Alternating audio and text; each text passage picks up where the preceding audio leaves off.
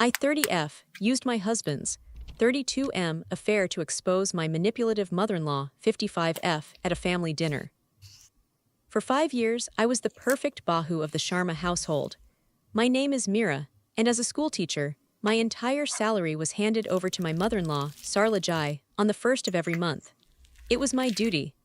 The flat we lived in was purchased with the down payment from my late father's provident fund, but that truth was buried under the weight of my wifely obligations. Last week was Diwali. My husband, Prakash, was supposedly at a training seminar. While cleaning his cupboard, I found a box for a new, expensive phone. Inside, instead of a phone, was a stack of receipts, fancy restaurant bills, and a 5-day trip to Kashmir for two. The second ticket was for Tanya.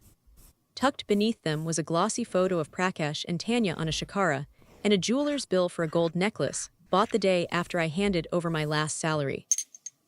The amount on the bill was almost exactly my entire month's earnings.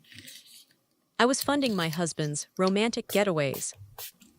When Prakash returned, I didn't scream. I threw the photo at his feet. He ran to his mother.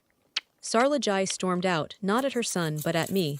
She called me a spy, claimed I failed to keep her son happy, and shrieked about the family's Izzat honor. A few nights ago, she invited her brother Mama Jai and his wife, Mommy Jai, for dinner to put me in my place. When my Mommy Jai praised me, Sarla smugly said, "We have taught her that a wife's place is at her husband's feet." That was my breaking point. I stood up and calmly announced, "You are right, Mummy Jai. You taught me a wife's salary is for the family's needs, and for her husband to buy necklaces for his mistress." I slapped the jeweler's bill on the table, followed by the photo from Kashmir. The room fell silent. I told Prakash that my father's life savings paid for this house, and I was done funding his sins. Sarla screamed about honor, but I walked to my room, packed a bag, and turned at the door. "Don't worry about what people will say," I told them. "People will say exactly what I tell them, that this family's honor runs on a daughter-in-law's money and a son's betrayal." Then I walked out. I've been staying with a friend since then, and I don't know what to do next, but for the first time in years, the air feels breathable. Update 1, 2 weeks later. Hi everyone. I wanted to thank you all for the messages of support. I've read every single one, and they've given me strength when I felt like crumbling. It's been a chaotic 2 weeks. I'm still at my college friend Reena's place. She has been an absolute rock. The first few days after I left were hell. I received a barrage of calls and texts from Prakash and Sarla. Prakash's messages were full of rage, calling me dramatic and accusing me of ruining the family. Sarla's were a mix of threats and curses. I finally blocked their numbers. They even had the audacity to show up at Reena's apartment building, creating a scene with the security guard until they were told to leave. The best source of validation has come from an unexpected place. My Mommy Jai, the aunt who was at the dinner, has called me 3 times. She is horrified and deeply ashamed of her sister's behavior. She told me, "You did nothing wrong, Beta. We are with you." Knowing that someone from their own family saw the truth has meant the world to me. I met with a lawyer last week. She's tough but kind. She said we have a strong case for the flat, especially since I have the bank statements showing the transfer from my father's PF account. She has sent a formal legal notice for divorce and to begin proceedings to claim my share of the property. She warned me that they will likely fight back and that this will be a marathon, not a sprint. I feel a strange mix of terror and empowerment. Every time my phone buzzes, my heart leaps into my throat. But then I remember walking out that door, and I know I did the right thing. For now, it's one day at a time. Update 2, 3 months later. This process is harder than I imagined. Prakash and Sarla have lawyered up.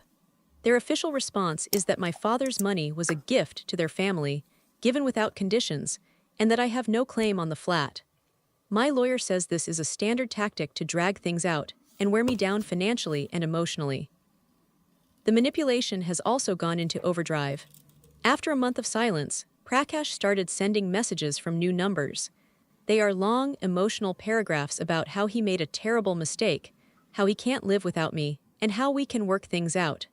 It's disgusting. Meanwhile, Sarla has started her smear campaign. She's been telling distant relatives and people in their community that I was a disobedient, modern wife who was never happy, and that I left her son because I am greedy for money. A few well-meaning aunties have called me, suggesting I compromise because a broken home is a woman's shame. It's been hard to listen to, but Rena keeps reminding me it's just the noise of a dying dynasty.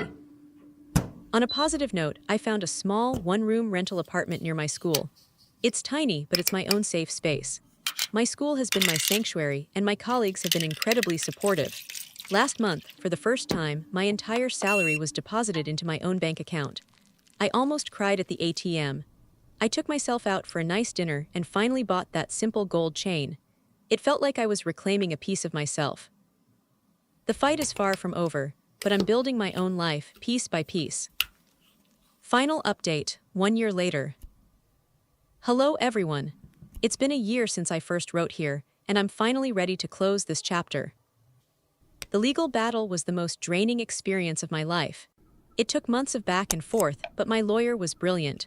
We had the bank statements, and we even found a letter from my father where he mentioned the money was to secure a roof over my daughter Meera's head. Faced with undeniable evidence, the court ruled in my favor. The Sharmas were ordered to sell the flat and give me my share. The sale itself took another 4 months, but the check finally cleared.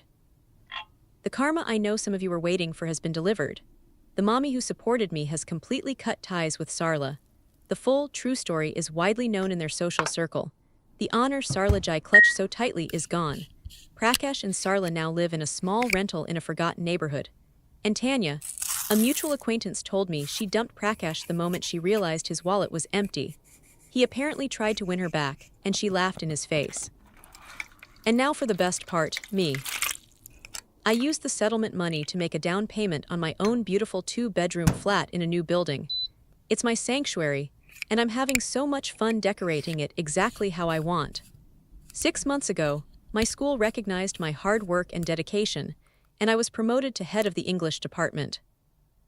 I've reconnected with old friends, and I've even gone on a few weekend treks with a hiking group. I feel like I'm finally getting to know the person I am without the weight of expectations on my shoulders. It was the hardest year of my life, but it was also the year I truly found myself. I'm happy, I'm at peace, and I am free. Thank you from the bottom of my heart for being the strangers on the internet who made me feel a little less alone in the dark.